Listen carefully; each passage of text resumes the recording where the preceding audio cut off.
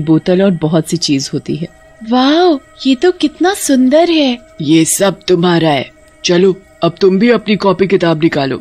नैना अपने बैग से कॉपी और किताब निकालती है। बाकी भूतिया बच्चों के साथ पढ़ने लगती है। चुड़ैल टीचर बच्चों को बड़े ही प्यार और अच्छे से पढ़ा रही होती है। नैना अपनी पढ़ाई में इतना खो जाती है कि उसका डर कुछ ही देर में अपने आप खत्म हो जाता है। वो पूरा ध्यान लगाकर चुड़ैल टीचर का पढ़ाया हुआ समझती है और उसे बड़ा ही मजा आता है। क्लास होने के बाद चुड़ैल टीचर सबको टॉफी भी देती है। Thank you madam. अब कल टाइम से स्कूल आना, ठीक है?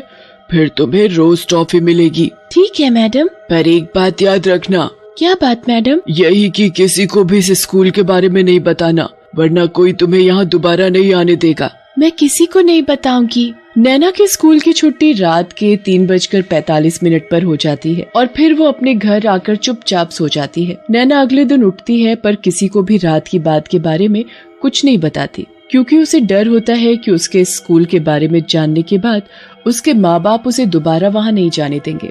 नैना इसी डर से रात के स्कूल वाली बात किसी को भी नहीं बताती। नैना को तो बस पढ़ने का इतना शौक होता है कि उसे कोई फर्क ही नहीं पड़ता कि उसे आधी रात में एक भूतिया स्कूल में जाना पड़ रहा है और वहाँ पढ़ने और पढ़ाने वाले सब भूत चुड़ैल हैं। नैना रात के 12 बजने का इंतजार करती है। जैसे ही 12 बजते हैं वो दोबारा उसी भूतिया स्कूल में पढ़ने जाती है और खूब मन लगाकर पढ़ती है। कितना अच्छा लग रहा है यहाँ, कितना सब सीखने को मिल रहा है। सच में मुझे भी पढ़ने का बहुत शौक है। पर तुम सब भूत कैसे बन गए?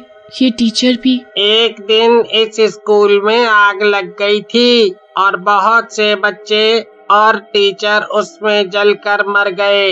इस स्कूल का मालिक भी उसी में जलकर मर गया। उस दिन से ये स्कूल बंद है, पर हम लोग आज भी अपनी मैडम से पढ़ते हैं। नैना रोज रात को उस स्कूल में जाती और सभी भूतिया बच्चों के साथ क्लास में बैठकर पढ़ाई करती। कभी कोई चुड़ैल उन्हें पढ़ाती तो कभी कोई चुड़ैल, पर सभी चुड़ैल टीचर बड़ी ही अच्छी होती हैं और वो सब बच्चों को खूब प्यार करती हैं। नैना को उस स्कूल में पढ़ते पढ़ते काफी साल हो जाते हैं और उसकी पढ़ाई पूरी हो जाती है। कभी किसी को नैना के स्कूल के बारे में कुछ पता नहीं चलता। नैना और नमन काफी बड़े हो जाते हैं। नमन इतने अच्छे स्कूल में पढ़ने के बावजूद भी नालायक होता है और नैना बहुत ही होशियार हो चुकी होती है। एक दिन कोमल और रवि नमन पर चिल्ला रहे होते हैं। मैंने अपना सब कुछ तेरी पढ़ाई पर लगा दिया, पर तूने सब बर्बाद कर दिया। जब देखो फेल फेल फेल। अब तो हद हो गई है। मेरे पास अब एक पैसा नहीं बचा जो मैं तेरी पढ़ाई पर लगा सकूं, समझा? आपने मेरे ऊपर पैसे लगाए हैं तो कुछ एहसान नहीं किया है, और मैंने तो अपनी तरफ से पढ़ाई की है ना। अब मैं फेल हो गया तो हो गया, इसमें इतना क्या गुस्सा हो रहे हो? हे भगवान, इस लड़के को तो जरा भी शर्म नहीं रही। नमन पढ़ने में कभी ध्यान नहीं देता और ऊपर से वो दिन पर दिन बहुत ही बदतमीज होता जा रहा था। धीरे धीरे उसने घर से पैसे तक चुराने शुरू कर दिए थे। एक दिन जब रवि और उसका परिवार रवि के बॉस के घर एक पार्टी में जाते हैं तो नमन वहाँ भी चोरी करने लगता है और नमन का बॉस उसे रंगे हाथों पकड़ लेता है। ये वही है ना जिसका मैंने एडमिशन करवाया था। देखो तो आज मेरे ही घर में चोरी कर रहा है। रवि, तुम्हें कल से ऑफिस आने की कोई जरूरत नहीं है, समझे? सर, मेरी क्या गलती है? मैं चोर के बाप को नौकरी पर नहीं रख सकता, अंडरस्टूड? नमन की हरकत की वजह से रवि की नौकरी चली जाती है। कुछ ही समय में वो लोग सड़क पर आ जाते हैं। उनके घर में खाने को एक दाना भी नहीं होता। नैना को ये सब देखकर बहुत दुख होता है। वो आस पड़ोस के बच्चों को पढ़ाने लगती है और घर का खर्चा चलाने लगती है। जब ये बात रवि और कोमल को पता लगती है कि उनकी बेटी नैना बच्चों को पढ़ाती है तो वो बड़े हैरान होते हैं। नैना तो कभी स्कूल ही नहीं गई, तो फिर वो दूसरे बच्चों को कैसे पढ़ा सकती है? यही बात सोच सोच कर तो मैं भी परेशान हूँ।